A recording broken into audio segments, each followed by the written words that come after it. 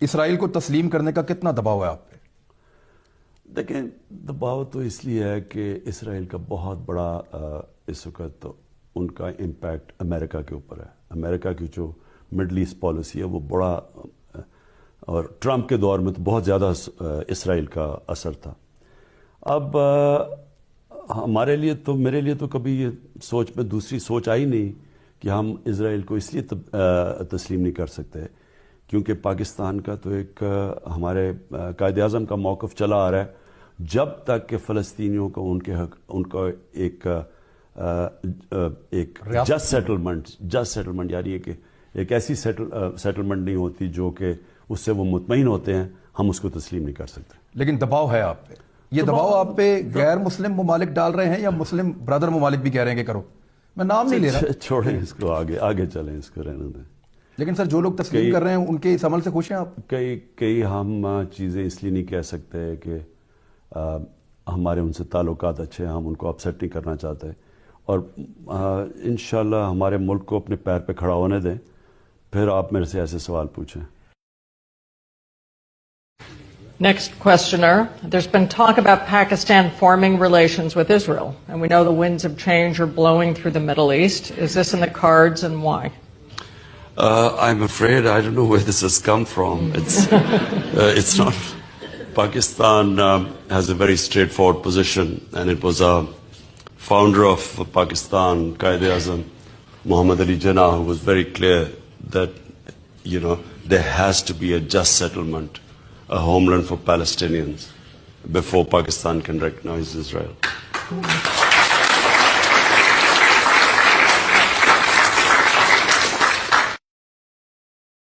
قال رئيس الوزراء الباكستاني عمران خان إن بلاده تعرضت لضغوط للاعتراف بإسرائيل. وأضاف خان في مقابلة تلفزيونية أن بلاده لن تعترف بإسرائيل ما لم تكن هناك تسوية ترضي الفلسطينيين. دباؤ تو اس لیے ہے کہ اسرائیل کا بہت بڑا. من الواضح أن ضغوطا مورست علينا لأن إسرائيل لها تأثير قوي على الولايات المتحدة الأمريكية، وسياسة واشنطن الشرق أوسطية تأثرت كثيرا بإسرائيل خصوصا في عهد الرئيس ترامب. بالنسبة لي أقول لا احتمال للاعتراف بإسرائيل ما لم تكن هناك تسوية ترضي الفلسطينيين. ثمة أمور أخرى تتعلق بالدول التي اعترفت بها، لا نستطيع في هذه المرحلة قول أي شيء لأنها صديقة لنا ولا نريد الإساءة لها.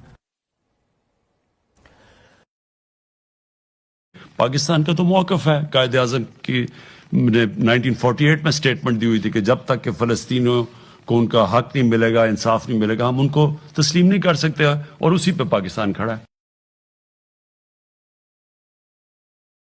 A declaration of normalization of ties between the United Arab Emirates and Israel, which the Americans said is a breakthrough in the region, and they're looking forward to see many Arab and Muslim nations follow through.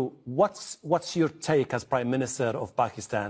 Any one-sided settlement which is going to be imposed on the Palestinians is not going to work because the issue will never get resolved. And Israel is in a very strong position right now, probably the strongest it's ever been. It's backed by the United States. But Israel too must recognize this, that if they do not allow Palestinians to have a just settlement, a viable state, this issue is not going to die down. Even if some countries recognize Israel, it's not going to die down. It will just keep festering. It's in Israel's interest that there should be a just settlement. پہلے تو یہ بالکل غلط ہے، لیکن کیوں جائے گا؟ جب ہماری پالیسی ہے کہ ہم اسرائیل کو ریکگنائز نہیں کر سکتے تو کیوں جائے گا؟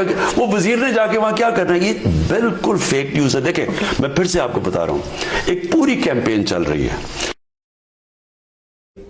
جو بھی کوئی ملک کرے، ہمارا تو موقف بڑا کلیئر ہے، اور ہمارا موقف قائد اعظم محمد علی جناح نے 1947 میں کلیئر کر دیا تھا، 1948 میں، کہ ہم اسرائیل کو کبھی تسلیم نہیں کر سکتے جب تک فلسطینیوں کو ان کا حق نہیں ملتا، ان کو ایک جسٹ سیٹلمنٹ نہیں ہوتی.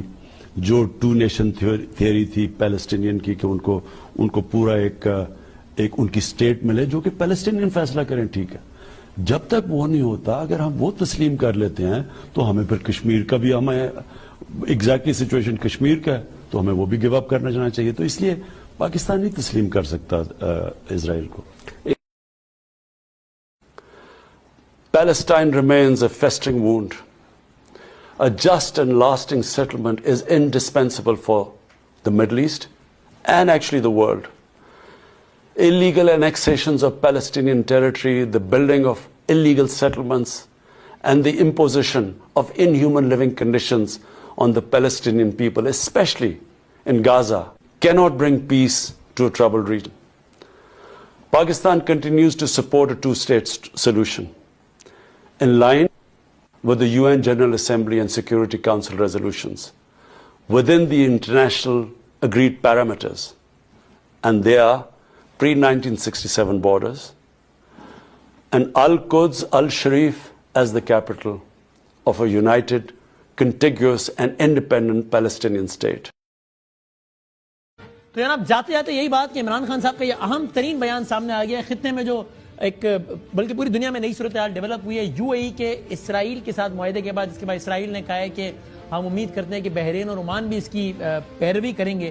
وزیر اعظم پاکستان عمران خان صاحب نے بیان دیا کہ پاکستان اسرائیل کو تسلیم نہیں کر سکتا, میرا ضمیر کبھی اس پہ مجھے اجازت نہیں دے گا, اور فلسطین کے معاملے میں ہم نے اللہ کو جواب دینا ہے. تو گورنمنٹ پاکستان کا یہ پہلا, کیونکہ اس سے پہلے جو اعلامیہ آیا تھا اس میں بہرحال ایک محتاط رد عمل تھا, لیکن عمران خان صاحب پاکستان کے وزیر اعظم صاحب اسرائیل کے حوالے سے یہ پہلا اسٹیٹمنٹ آ گیا ہے پاکستان کا, جس میں انہوں نے کہا ہے کہ پاکستان اسرائیل کو کبھی تسلیم نہیں کر سکتا.